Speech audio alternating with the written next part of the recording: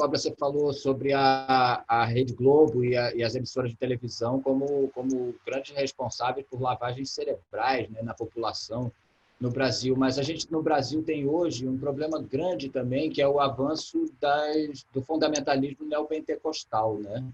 E que ocupa muitas regiões, especialmente lugares que são desassistidos pelo poder público, né? As igrejas evangélicas entram nesses espaços e disputam, de fato, a mente das pessoas para o seu projeto de poder. Né? Eu estou falando aí das grandes corporações evangélicas, principalmente, né? Fundamentalistas, e que têm mais um projeto de poder do que qualquer projeto religioso. Como é possível combater esse movimento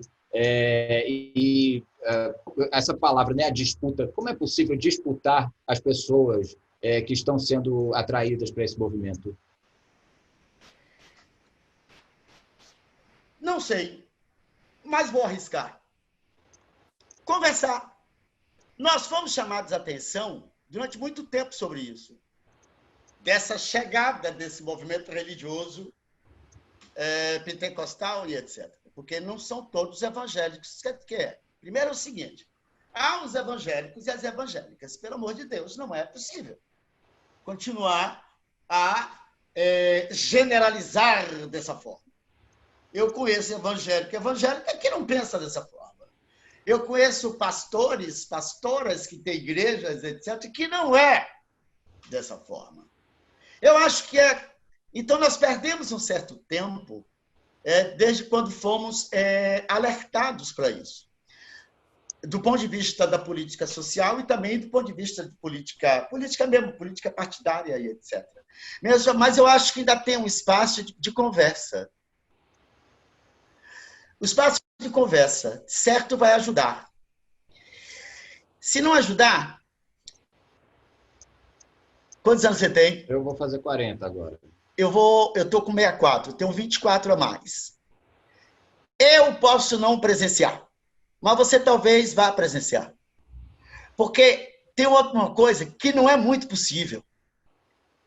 Durar tanto tempo, esses pastores e pastoras, bandidos e bandidas, esses caras não vão durar muito tempo também. Porque também, essas figuras que você disse, uma lavagem cerebral, até uma lavagem cerebral também pode sofrer uma lavagem em cima desse cerebral. Eu espero também que essas figuras se revoltem contra seus pastores e pastoras, ladrões e etc. Eu espero que quando ela veja realmente que não tem a comida em casa, que está dando o dízimo, que aquele pastor ou pastora mora em casa suntuosa, que desperte alguma coisa. Agora, uma das coisas também, isso pode ser um papel nosso. As nossas dramaturgias, as nossas criações literárias, artísticas, culturais, etc., fazer com que também criemos obras, entendeu? Para alertar também essas figuras. Esse é um papel nosso. Esse é o papel de artista. E fazedores e fazedoras de arte. Alertar também por isso. Eu viajei o ano passado por mais ou menos umas 60 a 70 cidades. Devo, com o Traga Minha Cabeça de Lima Barreto, devo ter feito, no mínimo, 50 debates após o espetáculo. Todo tipo de público que você imaginar, nós tínhamos. Nós tínhamos povo preto, povo preta, gente de esquerda, gente de direita, nazifascista. E como o espetáculo é uma conversa, depois de muito fazer o espetáculo, eu podia perceber, quando eu olhava em cada um, o que era. Claro, não ia acertar o tudo. Mas eu tinha certeza alguma certeza de que aquela figura era pentecostal, era evangélica pentecostal, o outro era da macumba, era do candomblé, e o outro era nazifascista, quando eu dava os muxoxos das coisas que eu falava contra os eugenistas, ou que eu atualizava ali quanto ao Bolsonaro e sua política, e etc. Os debates sempre foram extraordinários. Eu tenho certeza de que Lima Barreto, eu não digo nem eu, nem Luiz Vafuz, nem Unissagé, nem tantos outros, o Márcio Meirelles, Zebrinha. Eu tenho certeza que aquele Lima Barreto abriu cabeça de um bocado de gente. Esse é o nosso papel. Agora, o que não pode é dar manutenção a programas, por exemplo, como o BBB. É achar que vai ao BBB para discutir a questão racial e sair de lá resolvida. Ou, se não resolvida, abrir mente de alguém. O BBB é o programa que mais contribui para a lavagem cerebral do povo brasileiro. Agora, ainda assim, digo que rica é a nossa nação, que ainda pode se indignar. Ainda há espaço para indignação. Cobra, eu queria chamar também, estão aqui com a gente, o Márcio Meirelles e a Anne Cardoso, da Companhia Teatro dos Novos, que vão conversar um pouquinho com a gente aqui também, para te dar um alô. Primeiramente, prazer, Hilton, que eu não te conhecia. Que voz linda, ainda. Mulher! Se eu tivesse essa voz, eu já estava rico. Esses dias não, todos esses tempos eu venho refletindo muito sobre a autonomia do povo preto, né? Sobre esse alcance, né, que a gente precisa. E você acabou comentando muito sobre isso, sobre esse levante, né, da população preta, né, em relação ao que acontece conosco, né, em relação ao que acontece com a gente, porque as coisas acontecem com a gente, né. E eu fiquei pensando assim, poxa, o que eu posso fazer, na verdade todos os dias eu penso nisso, né? O que eu posso fazer hoje pelo meu povo, né? Além de realizações pessoais, além de conhecimentos sobre a minha história ou sobre a nossa história ou algo do tipo, mas como é que eu posso trazer isso, né? Como uma forma de militância mesmo na ação, né? Como é que eu posso, o que eu posso fazer hoje pelo meu povo? E assim, eu fico fazendo muitas coisas que estão ao meu alcance, porque eu faço parte dessa população preta que também precisa de ajuda, que precisa de apoio também, né? Então eu fico pensando, poxa, eu fico conversando com os meus irmãos, com minhas irmãs, eu fico pensando sobre essa questão de como, né, ajudar os nossos, se somos tão destruídos, somos tão massacrados, né? E não só em relação ao físico, né? A esse genocídio do povo preto, mas ao genocídio da nossa subjetividade, né? Ao genocídio da nossa forma de viver, da nossa forma de fazer arte, e que eu venho pensando muito, né, esses tempos, que eu acho que a gente faz muito mais do que arte, assim, né? Eu fico pensando que é muito mais do que arte. E eu fico pensando assim, existem outras formas, né, além da arte, da gente alcançar, né, essa autonomia e alcançar o nosso povo, né, nas nossas limitações e nos nossos alcances também. Mas isso é de mim, né? E aí eu queria vir para você, eu queria perguntar para você o que você pode dizer para mim, para todo mundo que está assistindo, como, né, quais são as formas, não dizendo que tem uma receita 100% eficaz, sim, né? Não tem. Mas como a gente pode, né, alcançar mesmo, estar mais perto, né, dessa autonomia, né, da nossa população, né? Eu tenho certeza, assim. Primeiro é você continuar fazendo as coisas que você gosta de fazer. Segundo é você tomar cuidado com a saúde mental. Isso é importantíssimo. Nós sabemos, pretos e pretas, quantas são as pessoas pretas e pretas, Limas Barretos da vida, etc., que surtam, que enlouquecem, que morrem disso. Nós sabemos. Mas a gente não tem dimensão do tamanho disso. Denise Carrascosa, se ouvir esse papo, certamente pode falar alguma coisa depois sobre isso. É importantíssimo que a gente preta fique atento a tudo, que a gente não perca jamais esse poder de indignação e que a gente tenha um cuidado absoluto para não enlouquecer. Porque tudo isso é feito ou para matar, como tem matado frequentemente, sobretudo a PM, e sobretudo a PM baiana, e sobretudo a PM baiana, seu governador, que mata preto, mas também tem uma coisa que vai para que a gente enlouqueça. Depressão.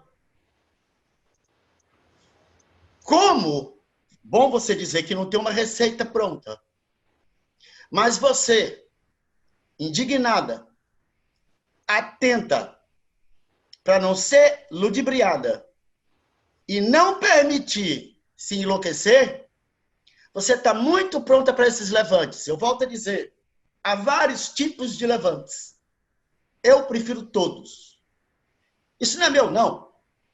Isso eu estou copiando de Gilberto Gil. Uma vez perguntaram, que tipo de música você gosta? Ele disse, eu prefiro todas.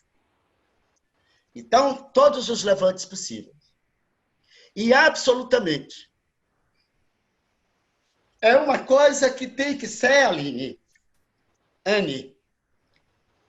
eu tenho que me permitir ser feliz.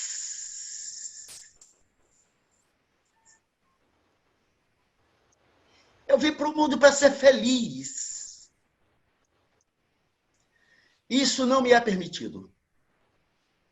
Pelo menos na sua totalidade. Evidentemente que se a gente for conversar, bater papo e etc., comer uma feijoada, estar aqui debatendo, a gente é muito feliz.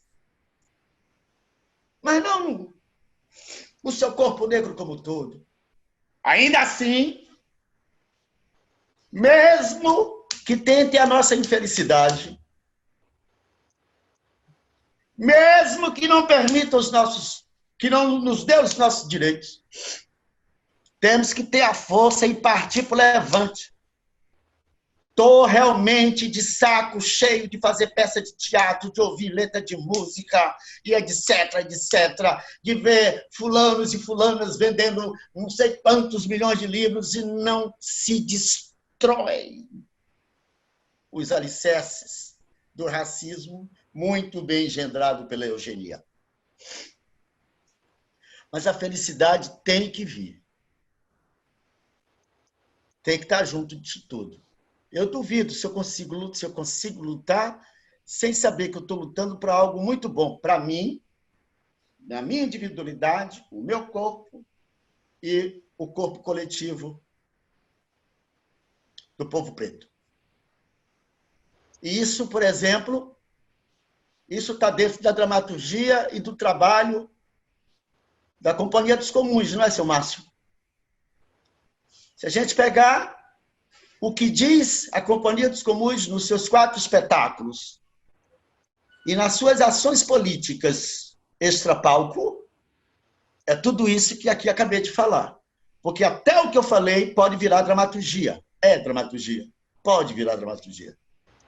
Cobra sabe que eu tenho muito orgulho de ter sido parceiro no início da Comuns, de ter sido parceiro desde os anos 70. A gente é da mesma irmandade, a gente comunga dos mesmos princípios, da mesma indignação, da mesma tentativa de avançar com todos os retrocessos e tentar de novo, e tentar melhor, e conseguir alguns avanços. Conseguimos muito poucos, mas eu concordo com Cobra nessa fala. Eu estou cansado de ver a arte, de ver a produção artística falar, e a coisa não se transforma, porque é estrutural. E tem que realmente romper as estruturas. Tem que realmente dinamitar os alicerces, né? Como fazer isso é o que ele falou. De todas as formas. Não existe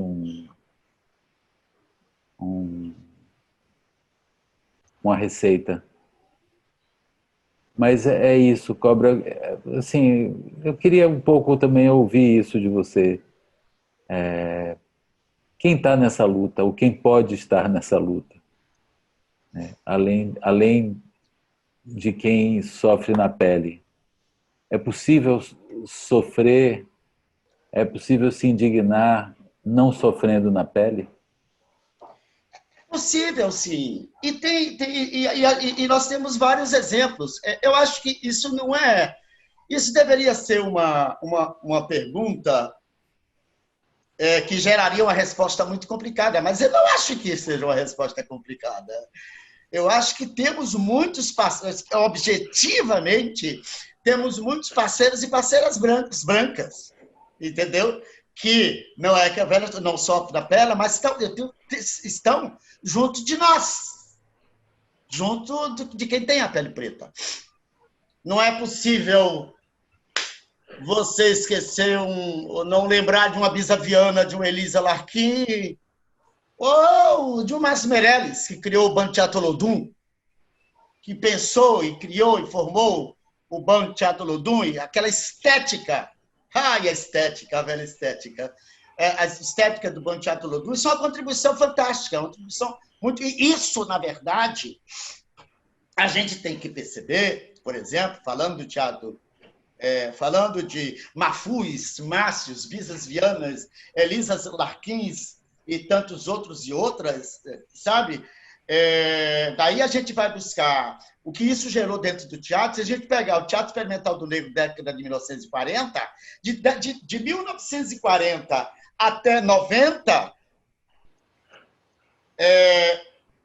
tivemos TEPROM, tivemos algumas coisas, mas o Banco Teatro Olodum foi um bando de chegada. 10 anos depois, a Companhia dos Comuns. E aí, já com o alicerce de Carmen Luz, Eléa Ferraz, com seus grupos e tal, e tantos outros aí da Bahia, de Pernambuco, etc. Lembre-se que nós tínhamos 250 grupos inscritos no Fórum de Performance Negra.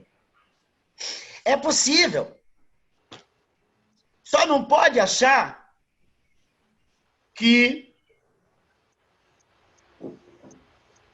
as vitórias decorreram da contribuição dessas pessoas, que não são de peles negras. É por isso que eu digo que no fronte de batalha eu não concordo. Boto os brancos na frente, como foi nos Estados Unidos, como foi aqui no Rio. Somos nós pretos e pretos tem que ir lá. Porque até hoje você não ouve falar mais nos abolicionistas negros e negras, né? Nunca mais ouvi falar em Zé do Patrocínio ou qualquer um outro. Mas você ouve falar, até pelo Sérgio Camargo, na Princesa Isabel, até hoje. Então, isso é um erro histórico e essas coisas a gente também não pode permitir. Porque também, senão, a gente fica sem as nossas referências.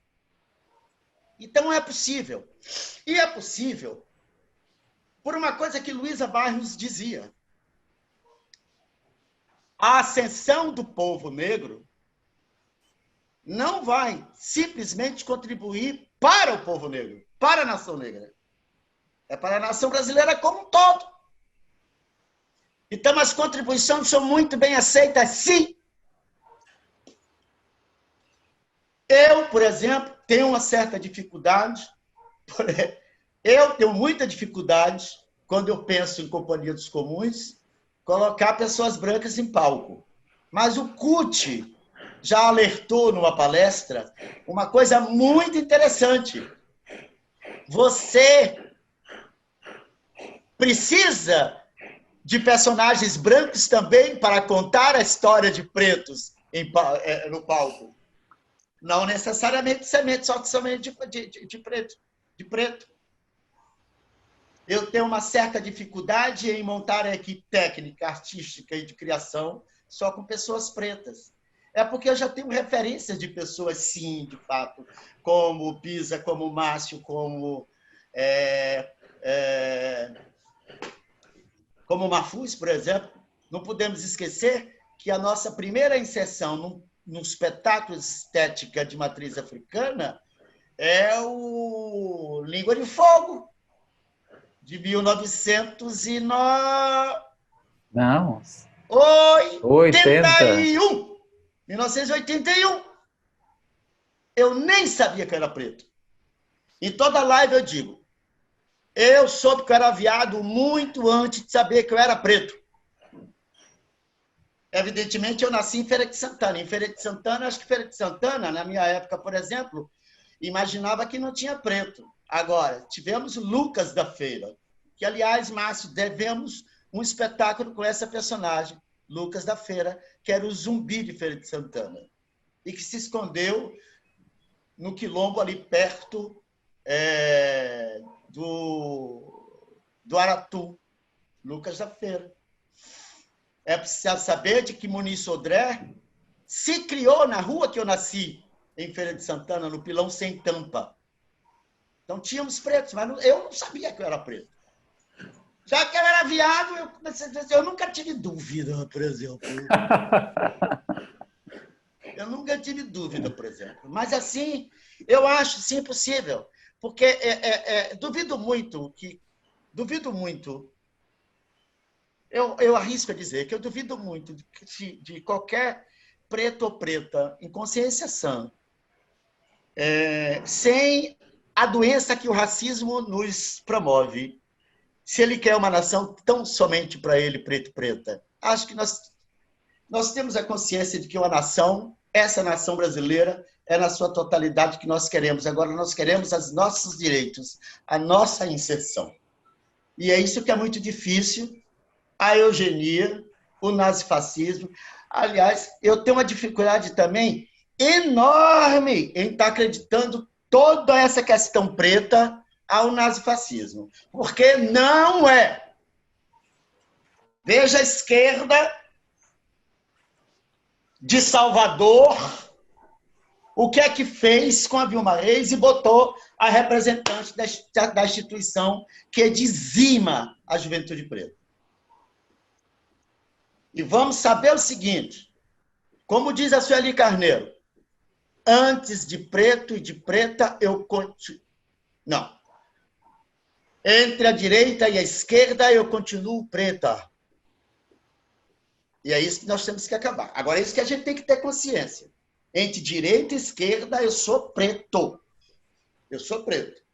Evidentemente que a esquerda é um campo mais aberto para dialogar e para discutir essas questões. Eu não vou discutir essa questão com a ACM Feto, com o Bolsonaro.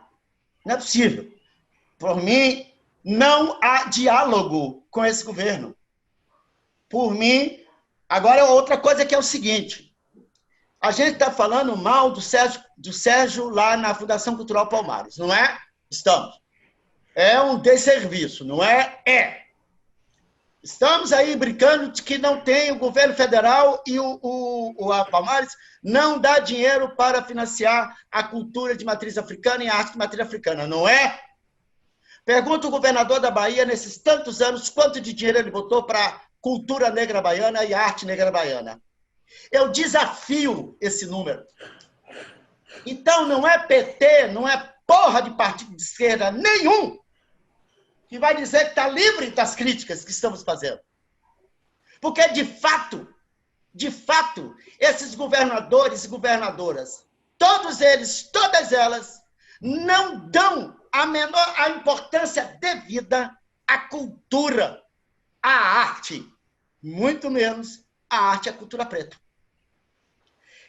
Uma das coisas que eu gostaria muito de sair também, que não vai, aí eu sou pessimista, é esses governantes têm que pegar isso como exemplo. Quem ficou em casa sem consumir uma ponta de arte, uma ponta de cultura? Quem no confinamento não consumiu algo de cultura e de arte? Todos nós, todas nós, lemos alguma coisa, ligamos uma televisão, sem ser a Rede Globo, que é pocilga mesmo. Todos nós ouvimos uma música. Todos nós devemos ter lido uma poesia. Vimos um teatro. Assistimos ao cinema. E esses desgraçados não vão entender da importância para o crescimento e dinamismo de uma nação que a cultura pode permitir, que a arte pode permitir. Não é, senhor gestor Márcio Meirelles? E é isso, por exemplo, que nós, da arte e da cultura, temos que ficar atentos. Sair do Covid, porque o Covid não vai sair do Covid, é gerúndio, né? Vai saindo do Covid. Nós temos que saber o que é, sem dialogar com o nazifascismo, nossos direitos, a cultura como um todo, a arte como um toda. Somente a arte é livre, Márcio Meirelles, e, portanto, capaz de transformar qualquer coisa. Isso é um delírio, mas nós também somos delirantes. Isso é Glauber, Márcio? Não sei. Mas é Baculo e você botou como Glauber.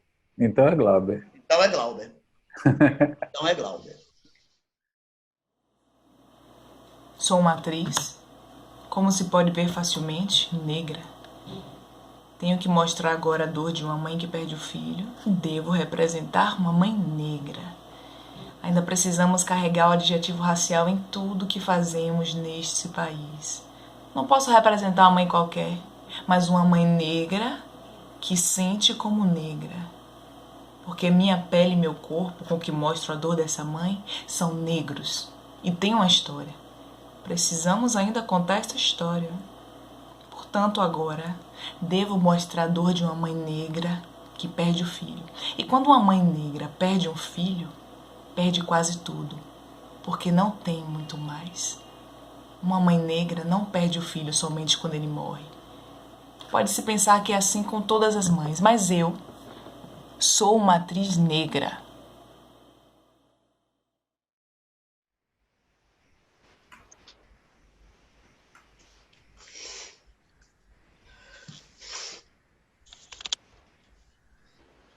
Tá gravando? Sim. Essa é a nossa parede. Com todas as pessoas assassinadas pela PM, que o governo da Bahia quer colocar no poder. George Floyd também está aqui. Foi a PM de lá que matou. O João Pedro. Ágata. Olha lá em cima. Vidas negras. Cadê? Vidas negras importam. E ali tem. Agora é ela. Ô, Cobra, cadê? Tá vendo? Hilton Cobra, muito obrigado. Que aula, que privilégio incrível poder te ouvir as suas ideias, ouvir a sua indignação e ouvir o seu projeto e estímulo para a continuação das mudanças, das lutas. Ter você nessa série é fundamental para a gente poder pensar o Brasil a partir da cabeça de artistas como você. Muito obrigado, muito obrigado. Quero finalizar. A partir da cabeça de um Lima Barreto. Vou continuar com Traga Minha Cabeça de Lima Barreto, até que essa indignação possa acabar. Quero substituir Lima Barreto pelo Francis Fanon, mas ele não deixa. Ele continua. Que coisa inacreditável do que esse homem, naqueles 41 anos de vida dele, esse homem pensou o Brasil. E é capaz, parece que esse homem está presente falando com a gente, chamando a atenção da gente. É inacreditável que essa nação brasileira teve um homem do tamanho daquele homem. Em 1923, um político brasileiro, cujo nome não convém lembrar, afirmou que na fusão entre duas raças venceria sempre a superior. E que, portanto, no Brasil, o negro desapareceria dentro de 70 anos. Já lá se vão quase 100. E nós continuamos aqui, de plantão, calados ou indignados, ressentidos ou revoltados, derrotados ou bem-sucedidos e mais do que bem-nascidos.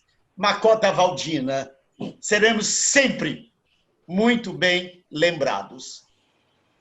Um beijo no coração de vocês todos e todas.